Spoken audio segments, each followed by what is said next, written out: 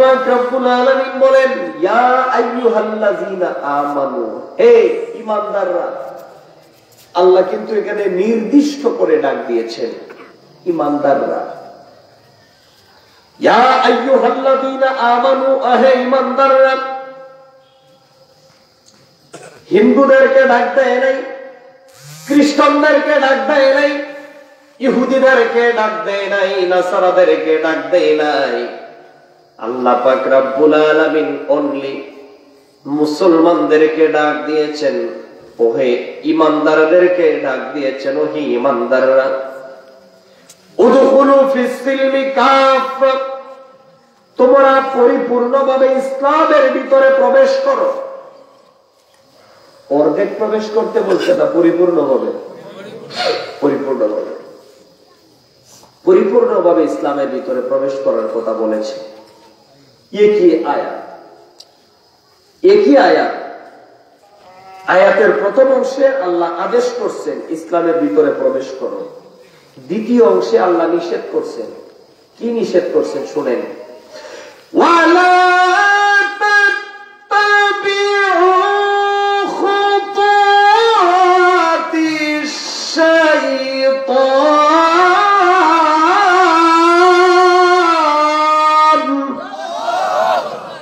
শয়তানের পথে যাইও না, শয়তানের ইত্তেবা করো না, শয়তানের পথ অনুসরণ করো না। নিষেধ কার? আয়াতের প্রথম অংশে আল্লাহ বলেন, আয়াতের প্রথম অংশে আল্লাহ বলেন ইসলামের মধ্যে পরিপূর্ণভাবে প্রবেশ করো।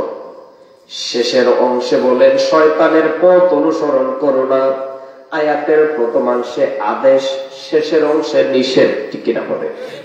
শয়তান কি? আল্লাহ বলেন ইন্নাহু লাকুম আদুউম মুবিন, শয়তান আমাদের চিরশত্রু, প্রকাশ্য শত্রু। ঠিক কিনা বলে? আমার কথা কি বোঝা যায়? বোঝা যায়?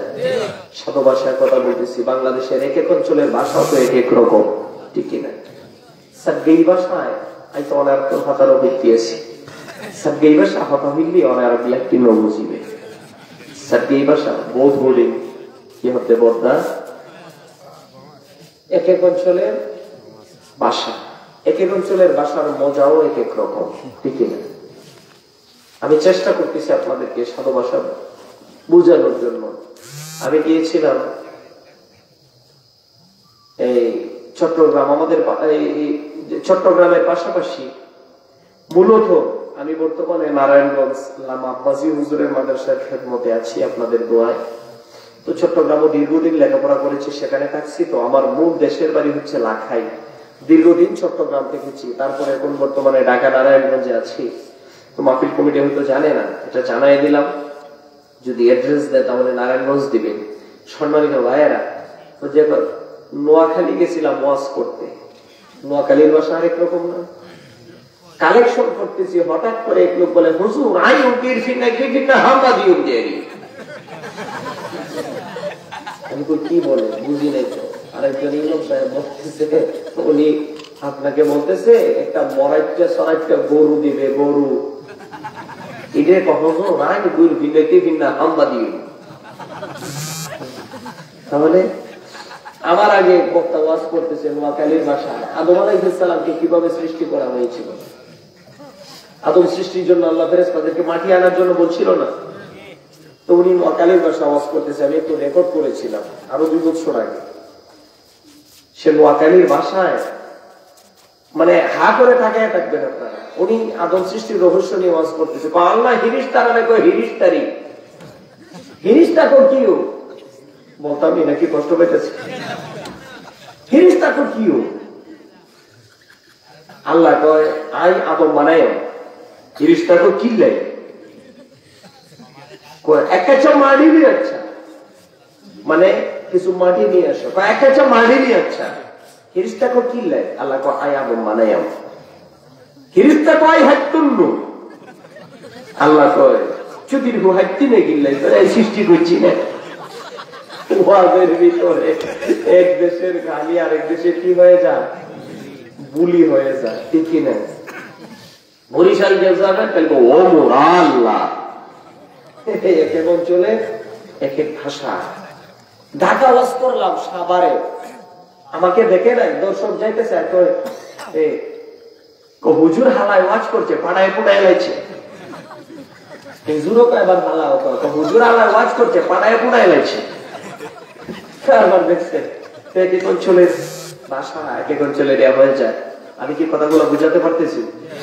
সম্মানিত ভাইয়েরা, আল্লাহ পাক রব্বুল আলামিন আমাদেরকে বলছেন ঈমানদার বলে ডাক দিয়েছেন। আমরা ঈমানদার কিনা সন্দেহ আছে?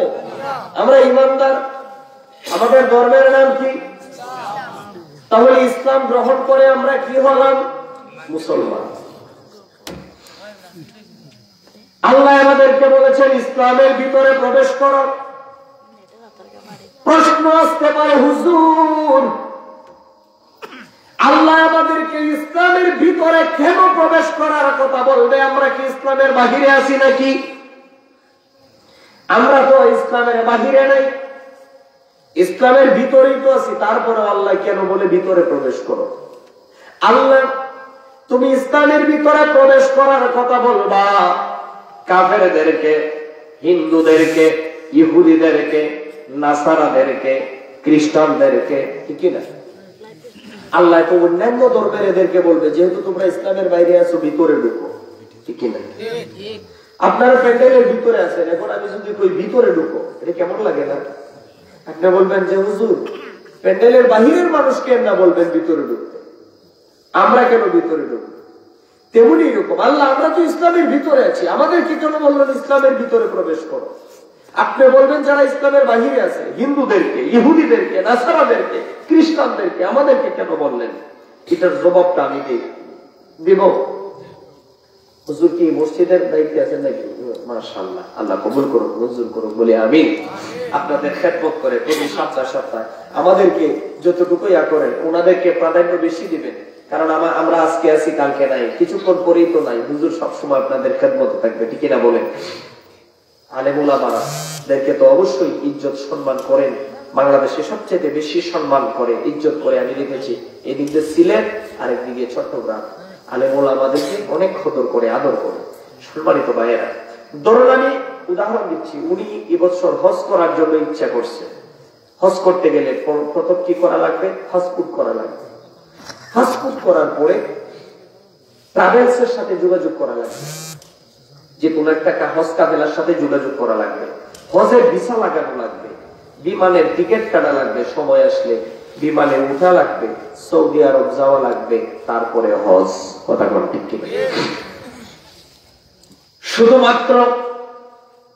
শুধুমাত্র পাসপোর্ট করলো, হজের কোনো ভিসা লাগায় নাই, কোন হজ কাফেলার সাথে যোগাযোগ করে নাই, বিমানের টিকিট কাটে নাই, সৌদি আরব যায় নাই, হজের মৌসুম চলে গেল, শুধুমাত্র পাসপোর্ট করেছে। কি করেছে?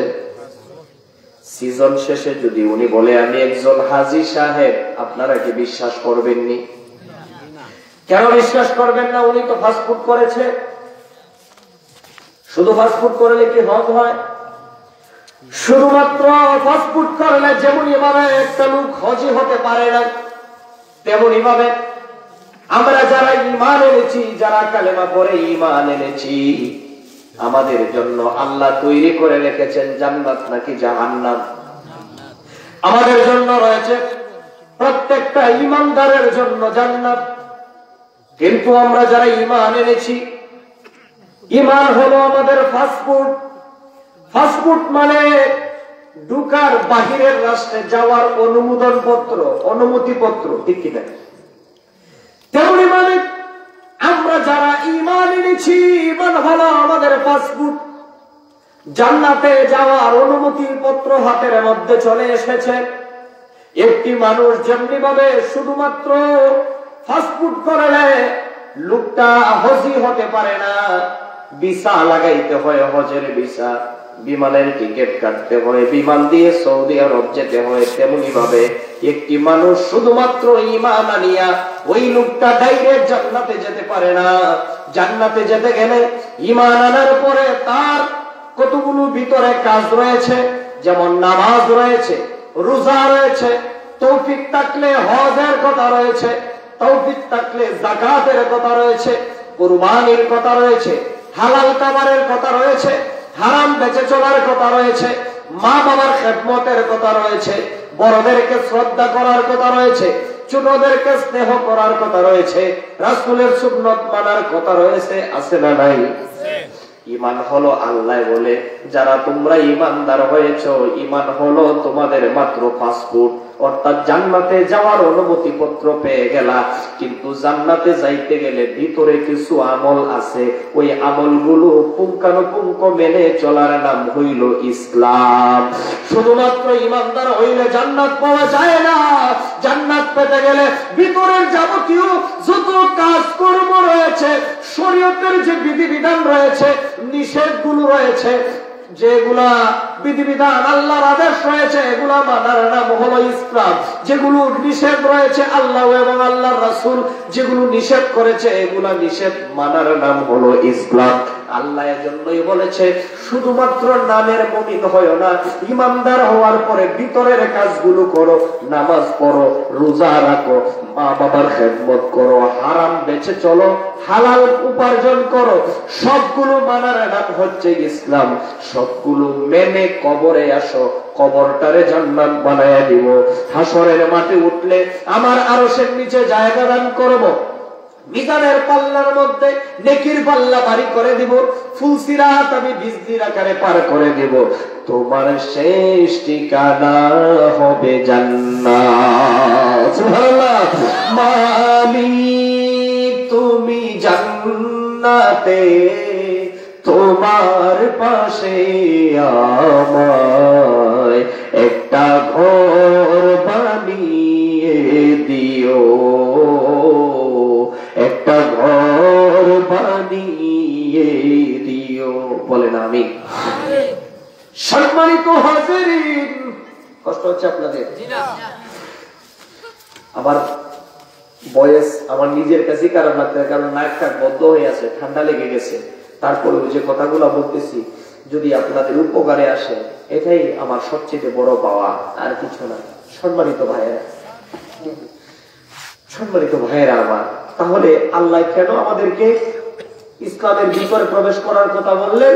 কারণ পরিপূর্ণভাবে আমার নবীর সুন্নাত, আমার আল্লাহর আইন বিধিবিধান, আমার নবীর সুন্নাত অনুযায়ী মানার নামই হলো ইসলাম। ঠিক কিনা বলেন? আমার আল্লাহ কেন ইসলামের মধ্যে পরিপূর্ণভাবে ঢুকার কথা বলছেন? পরিপূর্ণভাবে ঢুকার কথা এজন্যই বলছে কারণ অর্ধেক ঢুকার নাম ইসলাম নয়। আজকে যদি আমি বলি যে ধর্ম যার যার, উৎসব সবার, এটা কি পরিপূর্ণভাবে ইসলামে ঢুকার হয়েছে? এই কথা কইলে আবার কেউ গাড়ি টাড়ি ভাঙে লাগে? আমরা সবাই মুসলমান, রাজনৈতিক দল যার যেটা পছন্দ লাগে করতেই পারে, অসুবিধা নেই। কিন্তু আমরা সবার ঊর্ধ্বে সবচেয়ে প্রাধান্য দিব কোনটা? ইসলাম, আমার ধর্ম। কথা বলে ঠিক? আমার ঈমান সবচেয়ে বড়, কারণ আমার দল আমাকে জান্নাতে নিয়ে যাবে না, আমার ঈমান আমাকে বাঁচাবে, আমার ঈমান আমাকে জান্নাতে নিবে। কথা বলে ঠিক না মুসলমান?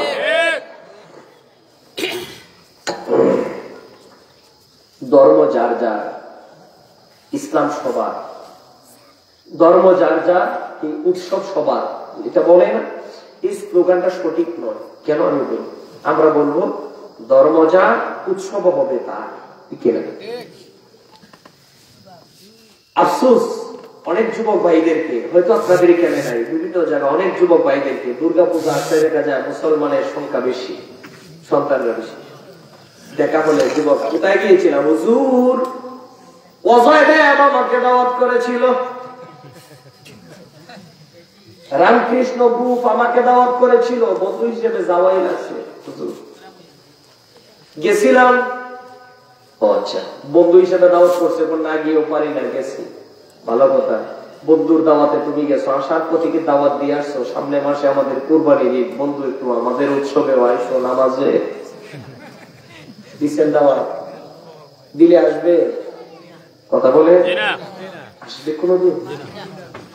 ধর্ম যার যার উৎসব যদি সবার অসুবিধা নাই, আমরা দুর্গাতেও যাবো, লক্ষ্মীতেও যাবে, সরস্বতীতেও যাবো, সবকিছুতে যাব, আমাদের ঈদের নামাজেও আমাদের সাথে এসে নামাজ পড়া লাগবো। পারবনি? পারবনি করতে? তাহলে কিসের আইন হইল? ধর্ম যার যার উৎসব সবার। আমরা বলবো না, এই বাংলাদেশ এটা গণতান্ত্রিক দেশ, হিন্দুরা তাদের ধর্ম নিরাপত্তা ভাবে পালন করবে, খ্রিস্টানরা তাদের ধর্ম নিরাপত্তা ভাবে পালন করবে, বুদ্ধরা তাদের ধর্ম নিরাপদ ভাবে পালন করবে, কেউ কারো ধর্মের উপর আঘাত করবে না। মুসলমান মুসলমানের মসজিদে আযান দিবে, নামাজ পড়বে, তাদেরটা তারা পালন করবে, যার যারটা পালন করবে। কথা বলে ঠিক হ্যাঁ মুসলমান? আল্লাহ জন্যই বলেছেন পরিপূর্ণভাবে ইসলামের মধ্যে প্রবেশ করো। অর্ধেক ঢুকার নাম ইসলাম নয়, পরিপূর্ণ ঢুকার নাম। সম্মানিত ভাইয়েরা, আমি আজকে আপনাদেরকে একটা হাসরের মাঠের কিছু অবস্থান নিয়ে আলোচনা করব। আমাদের ঈমান আলহামদুলিল্লাহ মজবুত আছে, ত্রুটি কোন জায়গায়? আমলের মধ্যে, ঠিক কিনা? আমাদের আমলে অনেক ত্রুটি আছে।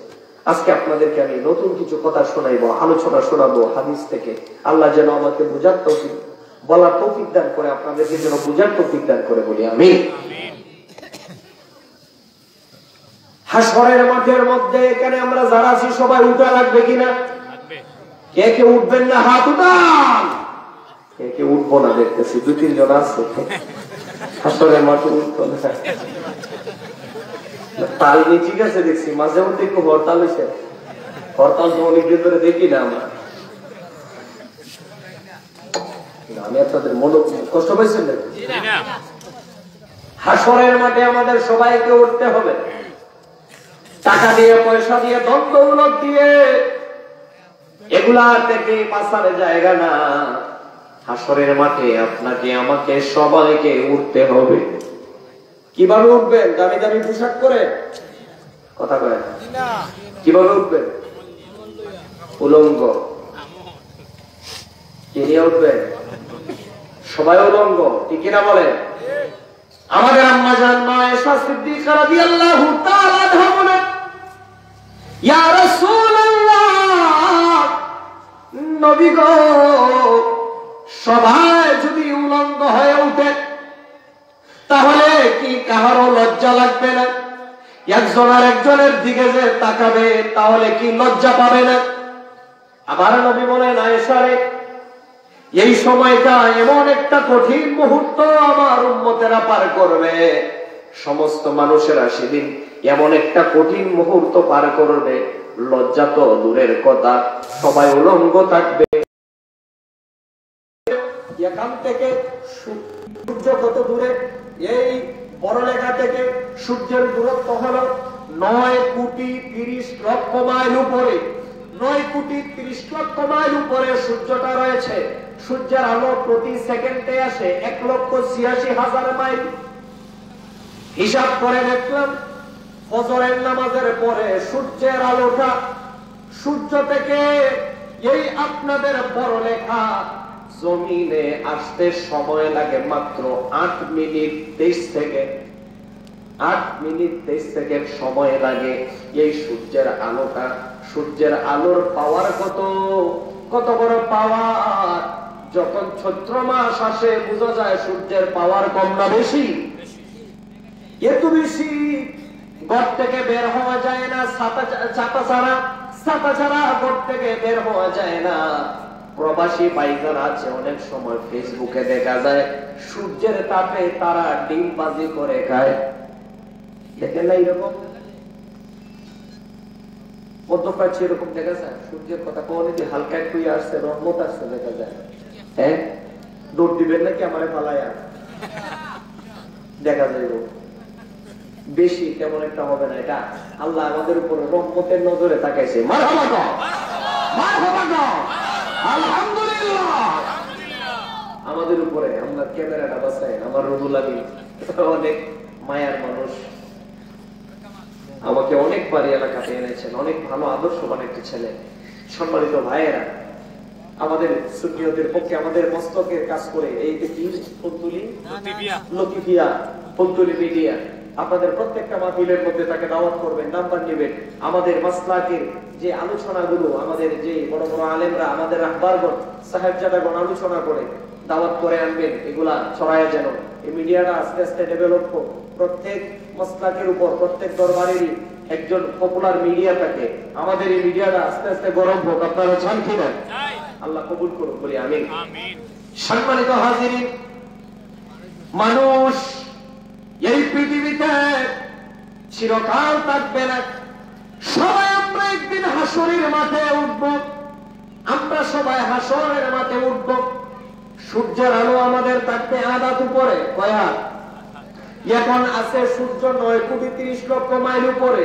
ওই সূর্য কাল হাসরের ময়দানে আসবে মাত্র আমাদের আদাত উপরে। সূর্যের বর্তমানে একটা মুখ দিয়ে আমাদেরকে তাপ দেয়। সেদিন সূর্য আমাদেরকে একটা মুখ দিয়ে তাপ দিবে না, আমাদেরকে 12টা মুখ দিয়ে তাপ দিবে। আল্লাহু আকবার। বৃষ্টি আল্লাহ কেন দিছে বুঝছি, প্যান্ডেল থেকে বাইরে হওয়ার জন্য না, যারা প্যান্ডেলের বাইরে আছে ভিতরে ঢুকার জন্য দিছে। এখন ভিতরে আসে, প্যান্ডেলের বাইরে যারা আছে দৌড়ে ভিতরে উঠে, হ্যাঁ এই ভিতরে আসে, লজ্জার কিছু নাই, আসেন। আমরা সবাই আল্লাহর বান্দা, আমরা আমার আল্লাহর গোলাম। সামান্য একটু বৃষ্টি, এটা বৃষ্টির সিজন না, হালকা একটু রহমতের বৃষ্টি পড়তেছে, একটু বীজ দেও কি অসুবিধা আছে? আমি দৌড় দেওয়ার আগ পর্যন্ত আপনারা দৌড় দিয়েন না, আমি দৌড় দিলে আপনারা দিয়ে। সম্মানিত ভাইয়েরা, আলোচনার মজার দিকে গেলে ঢুকতেছে। সম্মানিত ভাইয়েরা, এর বিগত উপরে সূর্য থাকবে, জমিনটা হবে তামার জমিন। তামার জমিনের মধ্যে সূর্যের তাপ নিচের দিকেও গরম, উপরের দিকেও গরম। সমস্ত মানুষের মস্তিষ্ক গুলা টকবক টকবক করবে, গলে গলে বেয়ে বেয়ে পড়বে, সবাই শুধু দৌড়াদৌড়ি করবে। আল্লাহকে ডাক দিয়ে বলবে, আল্লাহ আল্লাহ তাড়াতাড়ি বিচার কার্য শুরু করো মালিক।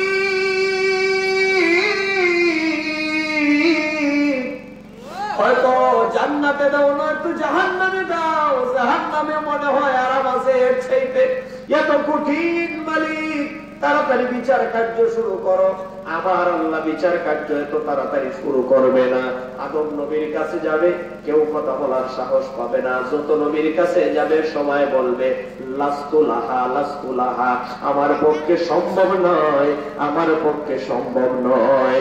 এইভাবে দাঁড়ায় থাকতে থাকতে সবাই আমার নবীর কাছে যখন আসবে, আমার নবী আল্লাহর কাছে, আমার নবী যখন সুপারিশ করবে, আমার নবী যখন সেজদার মধ্যে পড়ে যাবে, আমার আল্লাহ আমার রাসূলকে ডাক দিয়া কিয়ামতের কাজ বিচার কার্য শুরু করবে। ঘটনাটা কি নতুন না পুরাতন? পুরাতন না? শুনছেন সবাই? কয় হাজার বছর থাকবো? 50,000 বছর। 50,000 বছর বিনা বিচারে, বিনা বিচারে সবাই সূর্যের আলোতে থাকতো। মস্তিষ্ক গুলা যে বেয়ে বেয়ে পড়বে, কারা কারা পারবেন সহ্য করতে? পারবেন? কি বলে পারবেন? সূর্য 9,30,00,000 মাইল উপরে, সূর্যের একটা মুখের তাপ সইতে পারি না। সেদিন যখন 12টা মুখ দিয়ে আমার মাথার উপরে তাপ দিব, কিভাবে সইবেন মুসলমান? একটু কি চিন্তা করেছেন কখনো? এই ওয়াজ, এই ঘটনা যখন আমার নবী বলতেছে, সাহাবায়ে কেরাম মসজিদের নববীর ভিতরে গড়াগড়ি শুরু করে দিয়েছে। আমার নবী বলে, সাহাবায়ে কেরাম খাবারের টাইম হয়েছে, খাবারের জন্য কি বাড়িতে যাবে না? বলে, ইয়া রাসূলুল্লাহ, কি ভয়ঙ্কর, কি ভয়ঙ্কর চিত্রের কথা শুনলাম, আমাদের কানাকিনা বন্ধ হয়ে গেছে গো নবী। নবী মেহেরবানি করে আপনি আল্লাহর কাছ থেকে কোন ধরনের একটা নতুন ফয়সালা নেন। এই কঠিন অবস্থার মধ্যে আমরা কিভাবে পার করব ইয়া রাসূলুল্লাহ? আমার নবী তখন বললেন, সাহাবীরা রে, শুনে রাখো, শুনে রাখো, হাসরের মাঠে সবাই উঠবে, কিন্তু সূর্যের তাপ সবার লাগবে না। আলহামদুলিল্লাহ, আলহামদুলিল্লাহ, আলহামদুলিল্লাহ। সূর্যের তাপ সবার লাগবে না। কার কারা লাগবে না? আমার নবী বলেন মুসনাদে আহমদ 570 পৃষ্ঠা, আমার নবী বলেন সাবাতু ইউজিল্লুহুমুল্লাহু ফি জিল্লি ইয়াউমা লা জিল্লা ইল্লা জিল্লু। যেদিন হাসরের মাঠে আল্লাহর ছায়া ব্যতীত অন্য কোনো ছায়া থাকবে না, আল্লাহর ছায়া ব্যতীত অন্য কোনো ছায়া থাকবে না। ওই হাসরের মাঠে আমার আল্লাহ দয়া করে মায়া করে 7 শ্রেণীর আল্লাহর বান্দাকে আল্লাহর আরশের নিচে ঢুকায়া দিবে। বলেন সুবহানাল্লাহ। কোন শ্রেণীর বান্দা? আপনারা কি ওয়াজ বুঝতেছেন? বৃষ্টি এসে কি মনোযোগটা কমায় দিছে? সম্মানিত ভাই, কঠিন অবস্থা, হাসরের মাঠে সবাই উঠতে হবে, জানি আমরা, ঠিক কিনা? কেউ বাঁচার সুযোগ কয় হাজার বছর ওয়াজ মুখস্থ করে যান, 50,000 বছর। আমার নবী বলেন কি 7 শ্রেণীর আল্লাহর বান্দা, এদেরকে আল্লাহ সূর্যের তাপ লাগতে দিবে না, সূর্যের তাপ লাগতে দিবে না। তাহলে তারা কোথায় থাকবে? আমার নবী বলে এরা আল্লাহর আরশের ছায়ায় থাকবে। সুবহানাল্লাহ। আরশের ছায়ার ভিতরে কি কোনো সূর্যের আলো আছে? সূর্যের তাপ আছে? হ্যাঁ, এটা খুব আরামদায়ক জায়গা না? আল্লাহর আরশের নিচে আরামদায়ক জায়গা না? কয় শ্রেণীর মানুষ থাকবে? 7 শ্রেণীর। কোন এক শ্রেণীর অন্তর্ভুক্ত হতে কি চান? জি, কোন এক শ্রেণীর অন্তর্ভুক্ত চাইতে গেলে আমাকে 7 শ্রেণীর বিবরণ দেওয়া লাগবে, কারা কারা আল্লাহর আরশের নিচে জায়গা পাবে।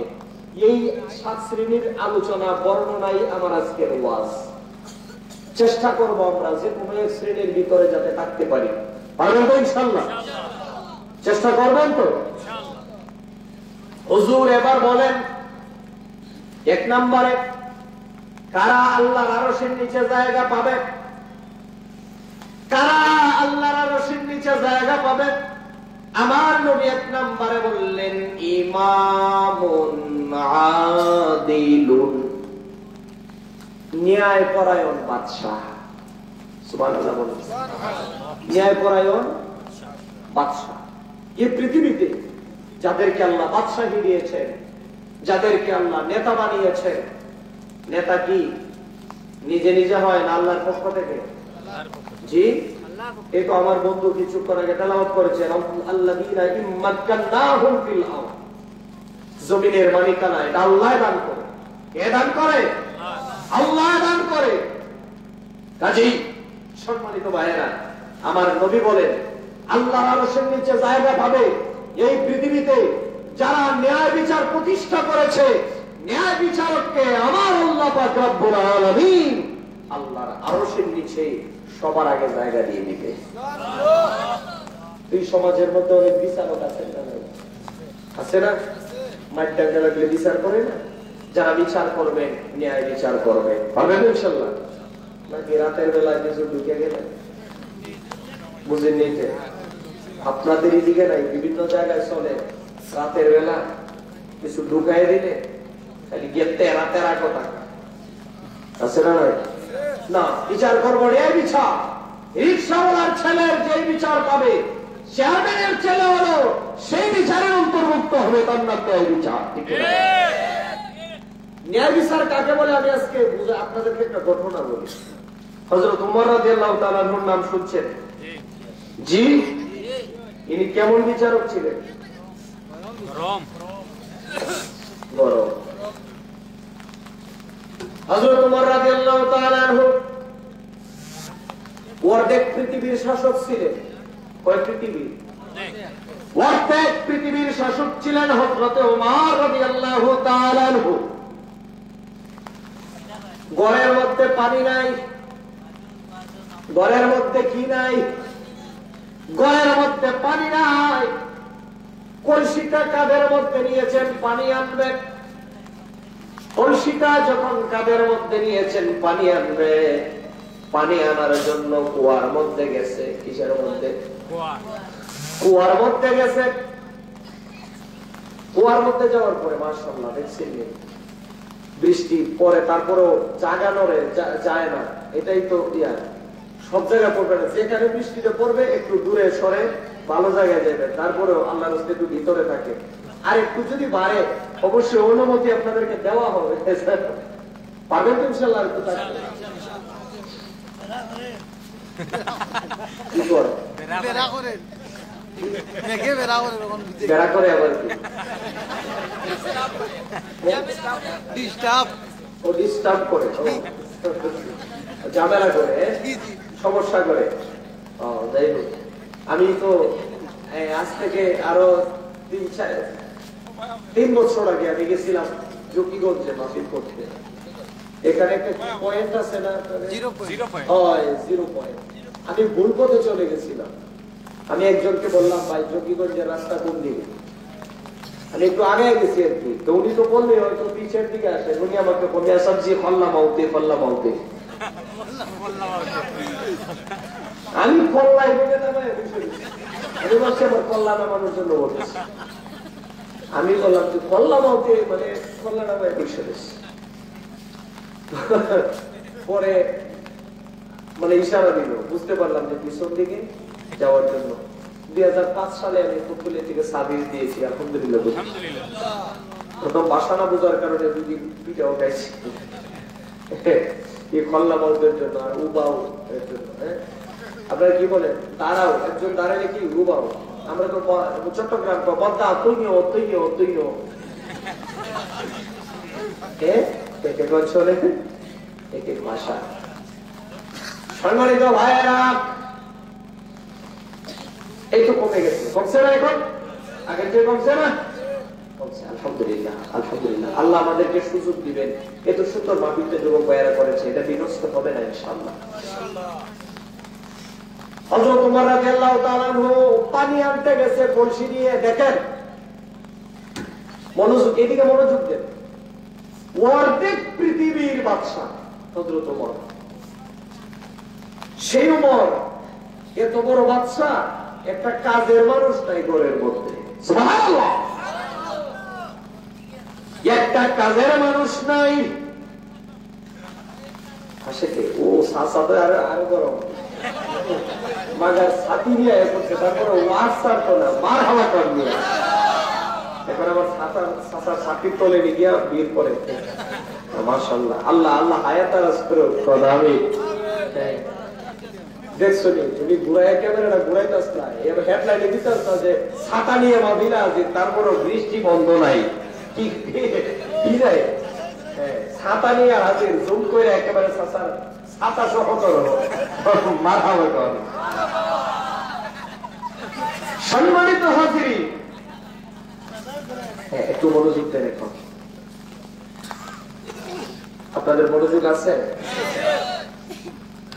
কথাগুলো শুনুন, গুরুত্বপূর্ণ কথা। হযরত ওমর রাদিয়াল্লাহু তাআলা আনহু অর্ধেক পৃথিবীর শাসক, ঘরের মধ্যে কোনো কাজের মানুষ নাই। নিজে কলসিটা কাঁধের মধ্যে নিয়ে গেছেন পানি আনতে।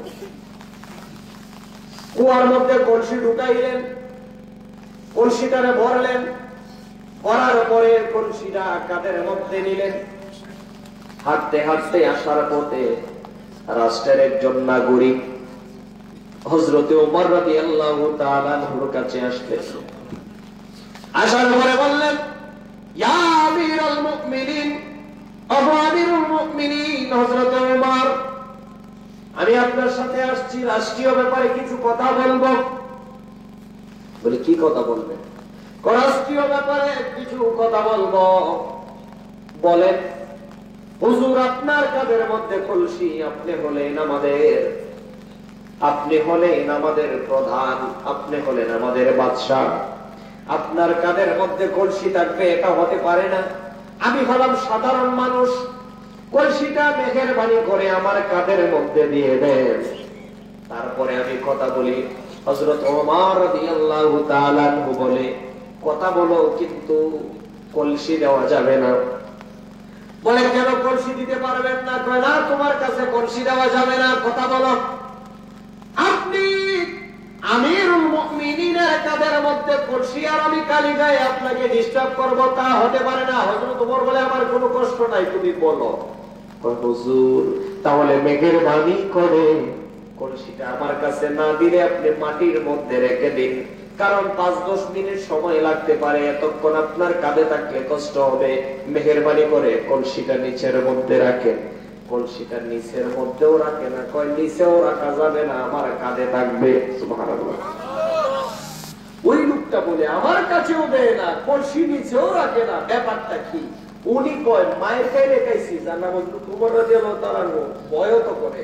হুজুর, ও হুজুর, আমি আমার যেই কথা বলার জন্য এসেছিলাম আমি আর বলবো না। এর আগে আমি অবশ্যই জানতে চাই, কলসিটা কেন আমার কাঁধে দিলেন না, মাটিতেও রাখলেন না? কারণ ব্যাখ্যা করুন, মেহেরবানি করে আমি জানতে চাই। হযরত ওমর রাদিয়াল্লাহু তাআলা আনহু বলে, কলসিটা তোমার কাছে না দেওয়ার কারণ হইল, রোজ হাসরের ময়দানে আমার আল্লাহ যদি আমাকে ডাক দিয়ে বলে, ওরে ওমর, অর্ধেক পৃথিবীর ক্ষমতা পাইয়া রাষ্ট্রের নিরীহ মানুষগুলারে তুমি খামলা কাটাইছ, তুমি তাসের মতো কাটাইছ, কষ্ট দিয়েছ, আমি আমার আল্লাহর কাছে কি জবাব দিব? সুবহানাল্লাহ। কলসিটা কেন মাটির মধ্যে রাখি না? কলসিটা কেন মাটির মধ্যে রাখি না?